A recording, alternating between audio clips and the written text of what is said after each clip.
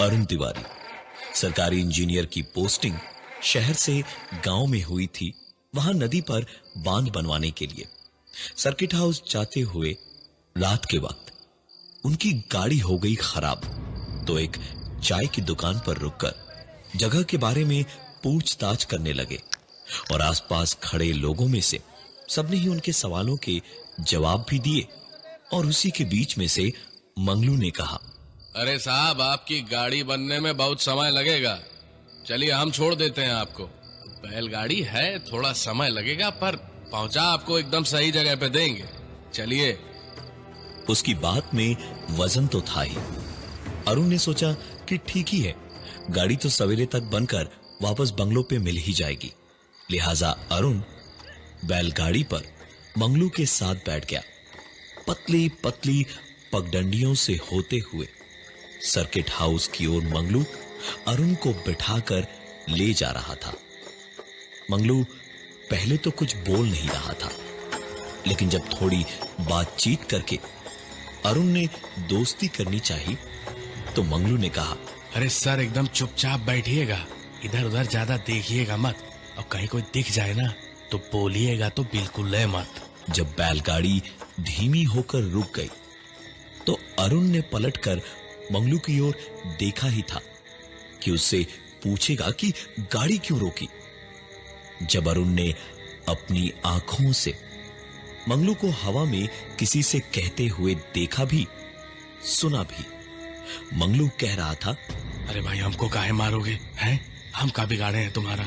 हमको जाने दो सही सलामत यहाँ से। जाओ तो इनको रख लो। हाँ, हमको जाने दो यहाँ से। मंगलू की ऐसी बातें सुनकर अरुण को थोड़ी सी हैरानी हुई। उसने कहा, अरे क्या हो गया भाई, किससे बात कर रहे हो? मंगलू पलटा और बोला, वो देखिए, वो मील के पत्थर पर बैठा आदमी दिख रहा है, उससे ही बात कर रहे हैं। उसे मरे हुए 4 साल हो गए हैं। इतनी सी बात सुनने की देर थी कि अरुण जोर से हंस पड़ा और बोला, अच्छा, तो आपके कहने का मतलब है कि ये भूत है। रात के टाइम में कोई भी अकेला दिख जाए तो सब भूत ही मानते हैं उसे। भूत जी, अरे ओ भूत जी, कहां जाएंगे? लिफ्ट दे दूं? अरे कुछ तो बोलिए भी सरकार। अच्छा सुनिए, बोतल है मेरे पास, पिएंगे थोड़ी सी? ये लीजिए, पी लीजिए। और ये कहने के साथ ही अरुण ने अपने बैग में से एक बोतल निकालकर उस मील के पत्थर पर बैठे हुए आदमी की ओर फेंक दी और वो बोतल ठीक उस आदमी के पैरों के पास जाकर गिरी।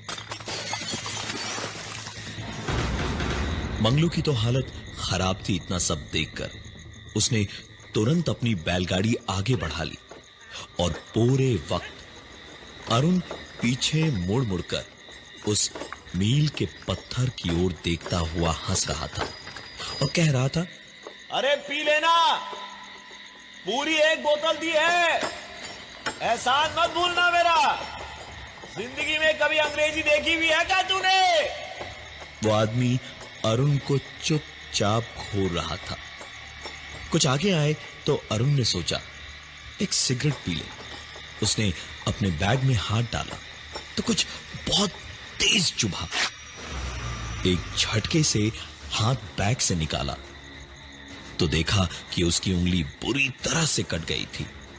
खून बह रहा था क्योंकि जो बोतल उसने उस पत्थर पर फेंकी थी वो इस वक्त टूटे कांच के टुकड़े बनकर उसके हाथों में चुभी हुई थी।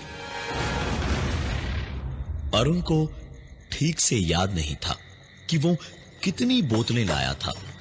खैर, अरुण को तो यकीन भी नहीं था ऐसी बातों पर, तो परेशानी की कोई बात थी ही नहीं। अरुण आराम से सर्किट हाउस के सामने उतरा और बैग उतारकर अंदर जाने लगा तो पीछे से मंगलू ने कहा, बहुत गलत किया साहब आपने। अब वो आपसे नाक रगड़वाएगा, माफी मंगवाएगा, तभी मानेगा, ऐसे नहीं। अरुण एक बार फिर से इस बात पर हंसा और अंदर सर्किट हाउस में चला गया। अंदर साइन वाइन करके अरुण ने कमरे की चाबी ली और आगे बढ़ गया। कमरे में पहुंचकर अरुण ने बैग रखा और एक अंगड़ाई ली ही थी जब अचानक ही दरवाजे की एक आवाज हुई। अरुण ने पलट के तुरंत दरवाजे को देखा तो पाया कि शायद उसका वहम था ये, क्योंकि दरवाजा तो बंद था।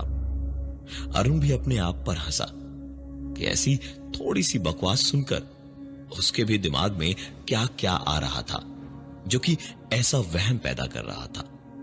अरुण ने सोचा थोड़ा आराम करेगा, नहा धो लेगा तो बेहतर लगेगा और नींद भी बड़े आराम से आएगी। आराम से नहा धोकर अरुण बाथरूम से बाहर निकला तो बाहर चलती हवा देखकर काफी खुश हो गया। सीधे छत पर चला गया। गांव कस्बों की हवा की मिठास और ताजगी ऐसी होती है कि बस किसी का भी दिल खुश हो जाए। छत पे खड़े होकर अरुण ने एक सिगरेट जलाई और आराम से खड़े होकर कश पे कश मार रहा था और जिस हवा के मजे ले रहा था उसी में धुएं का जहर खोल रहा था, जब अचानक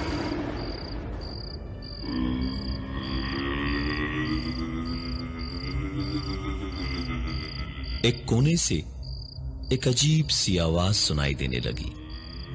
अरुण ने तुरंत सिगरेट बुझाई और आवाज को गौर से सुनने की कोशिश करने लगा कि किस तरफ से आ रही थी वो आवाज। ध्यान से सुनते हुए अरुण उस आवाज की ओर जाने लगा और उसके कुछ ही कदम उस ओर बढ़े होंगे जब छत का ये दरवाजा अगर बंद हो जाता तो बहुत दिक्कत होती। अरुण तुरंत दरवाजे तक गया और हल्का सा एक धक्का मारा दरवाजे को तो दरवाजा धीमे से खुल गया। अब बाकी रहा ये देखना कि आवाज कहां से आ रही थी। अरुण जिधर से आवाज आ रही थी उधर का रुक कर चल पड़ा और उस तरफ जहां से आवाज आ रही थी उस कोने तक पहुंच के भी उसे वहां कुछ नहीं दिखाई दिया। आवाज लगातार बढ़ती जा रही थी। इसका मतलब यहीं कहीं कुछ तो था ही। अरुण ने एक पल को रेलिंग से नीचे झांका तो उसकी रगों में बहता खून जम के बर्फ बन गया, क्योंकि छत से नीचे छज्जे पर वही आदमी जो मील के पत्थर पर बैठा था वो खड़ा होकर अपने मुंह से वो आवाज कर रहा था। अरुण बस बड़ी बड़ी बातों का सौदागर था। सामने उस आदमी को देखा तो बेहोश होकर छत पर ही ढेर हो गया और फिर जब धीमे धीमे आंख खोली तो देखा बड़ा सा एक हवन कुंड था सामने ही और अरुण को घेर कर कई सारे लोग सिर्फ एक लंगोट में मंत्र पढ़े जा रहे थे। पूरे बदन पर उन सबके राख मली हुई थी और कुंड में रह रहकर कुछ डाल रहे थे जिससे आग बिल्कुल भड़क के उठ रही थी। अरुण जैसे ही उठकर बैठा तो कोई रुका नहीं उनमें से। बस उनमें से एक गरजती हुई आवाज ने कहा, तुम्हारे शरीर में किसी का निवास है, क्रोधित है वो तुम पर, उसे बाहर नहीं निकाला तो उसका आक्रोश तुम्हें मार देगा। अरुण ये सब सुनकर बुरी तरह खिसिया गया। तुरंत अपने ऊपर से धूल और राख झाड़कर बोला, बकवास मत करो, सबके सब मिलकर मुझे बेवकूफ बना रहे हैं पैसा हटने के लिए, लेकिन मैं तुम्हारे इस अंधविश्वास के जाल में नहीं फंसने वाला, समझे? मैं जा रहा हूं यहां से।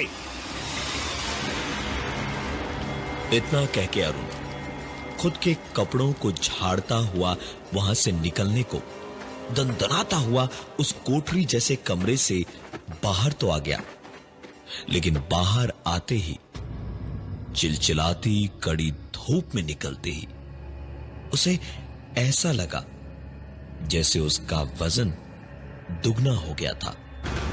कमरे के बाहर अब एक एक कदम बढ़ाना बड़ा मुश्किल सा लग रहा था। अरुण तो ठीक ठाक डिलडॉल का था, फिर अचानक ये कैसे? जरूर कुछ खिलाया होगा उन लोगों ने या फिर कुछ सुंघा दिया होगा, लेकिन अगर ऐसा होता तो नशे जैसा भी महसूस होता, लेकिन सिर्फ वजन ही वजन महसूस हो रहा था। नशा तो जरा भी नहीं था। चारों ओर बस गर्म लू चल रही थी, धूल उड़ रही थी। बड़ी मुश्किल से इसी हालत में किसी तरह पुराने जमाने के सरकारी सर्किट हाउस के ऊंची छत वाले ठंडे कमरे में तकरीबन 6 किलोमीटर पैदल चलकर इस गर्मी में अरुण का हाल बहुत बुरा हो गया था। वो पलंग के पास जाकर खड़ा होकर पसीना पहुंचता हुआ सोच ही रहा था कि जरा पानी पीकर आराम करेगा कि ठीक तभी अचानक जैसे कि उसके पलंग पर कूद गया और जैसे अरुण के ऊपर से ही कोई पलंग पर कूदा था। अरुण का वजन बिल्कुल पहले जैसा ही लगने लगा। कुछ भी नहीं महसूस हो रहा था अरुण को अपने खुद के वजन के अलावा। वो समझ गया था कि जो भी था वो वहम या झूठ नहीं, सच था।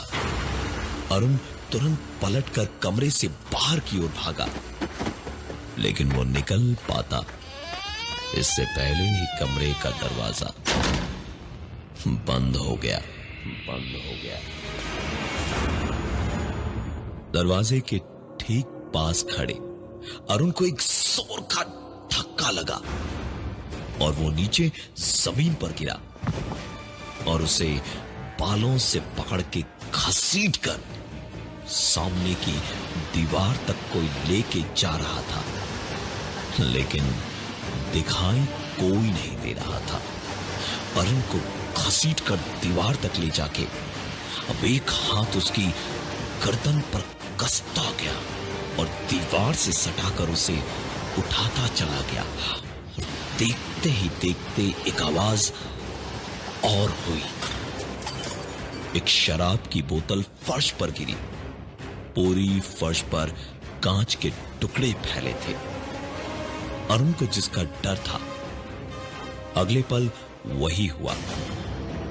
पूरी ताकत से उसी कांच के बीचों बीच अरुण को पटक के उसे लोट-पोट करके बदन के एक एक हिस्से में कांच गड़े तो बेइंतहा उसे दर्द हुआ और जमीन पर फैली शराब की जलन से अरुण बस चीखता ही चला गया।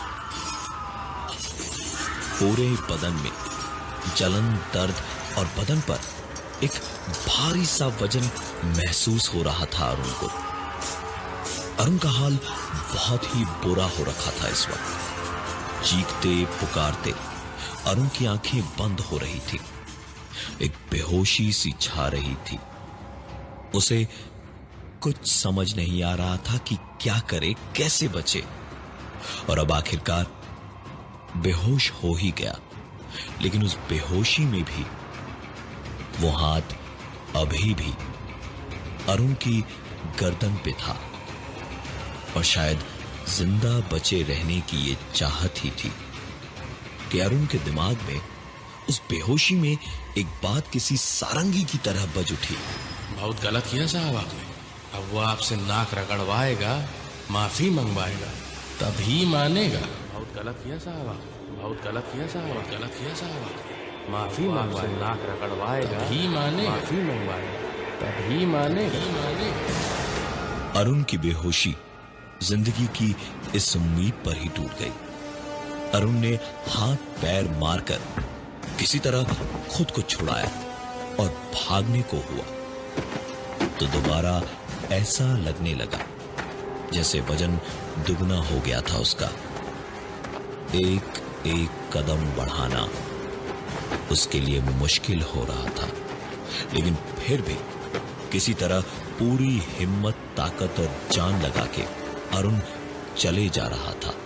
उस कड़कती धूप में, गर्म लू में और उड़ती धूल में, और तकरीबन 7 किलोमीटर पैदल चलकर अरुण वापस उसी मील के पत्थर के सामने खड़ा था, वजन कंधे पर उठाए हुए।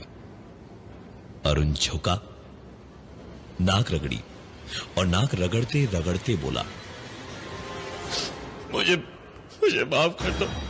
मैंने सोचा था मुझे बेवकूफ बनाने की कोशिश कर रहे सब गांव वाले और पैसा ऐंठना चाहते हैं।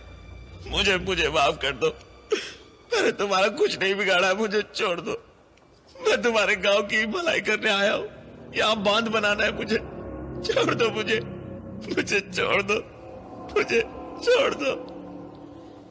इतना कहते ही जैसे अचानक जितना भी ज्यादा वजन था वो धीरे धीरे कम होने लगा जैसे इतना हल्का हो गया है अरुण कि पंछी की तरह उड़ जाएगा।